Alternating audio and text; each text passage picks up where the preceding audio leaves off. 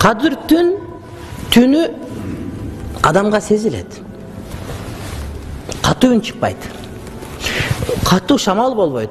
Бардыгы мелтиреп, тып-тынч болгондой, жымжыртык болуп, көңүлүң деле, көкүрөгүң деле, көөдөнүң деле, көзүң деле, кулагың деле мымырап, жымыртыкта калып кетет. Машина каттуу келип кыйкырып айдабасы деле каттуу кыйкырсаңа угулбастан акырын болгондой болуп кулагыңа жумшак угула берет. Кадыр түнүндө адамдардын жүрөктөрүнө сакина кирип кеткендиктен бирөө менен уруша турган акыбал келбейт. Кадыр түндө жөн күн ошондой сөзбөз уруш кете турган болсоң, кадыр түндө андай проблемадан уруш чыкпайт.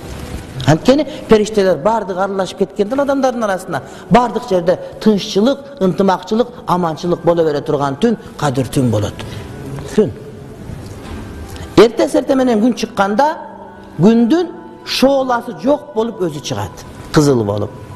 Күндүн шооласы жок болуп чыга турган болсо, анан кээ бир риваяттарда жамгыржап сажда кылсаң маңдайың баткак болуп кала турган болсо, мына ушул түндө кадыр түн болгондун эсеби дейт.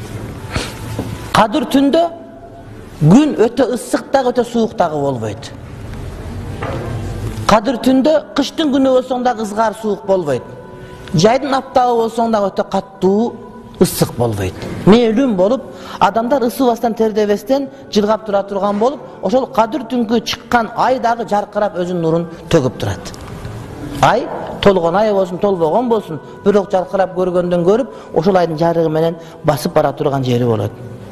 Ал эмес кадыр түн кечесинде деңиздин туздуу сууларынын тузу билинбей калат, таттууга айланат дейт.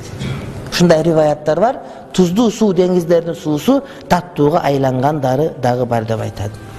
Ал эмес кадыр түнүндө дарактардын бардыгы бутактарын мүмкүн болушунча жерге ийип, бардыгы Аллах Таалага сажда кылат дейт. Кадыр түн күнү дарактар шаңкайып бийик болбостон мүмкүн болушунча ийилип, сынбай турган деңгээлге чейин дарактар ийилип, бутактары сажда кылып калат дейт. Ошон үчүн айылына чөйрө көңүл буруп карасаң, дарактарын чөгүлгөнсүп эле башка болгонсуп, кичирейгенсип көрүнүп атса, ошол дарак сажда кылып атканын гербези.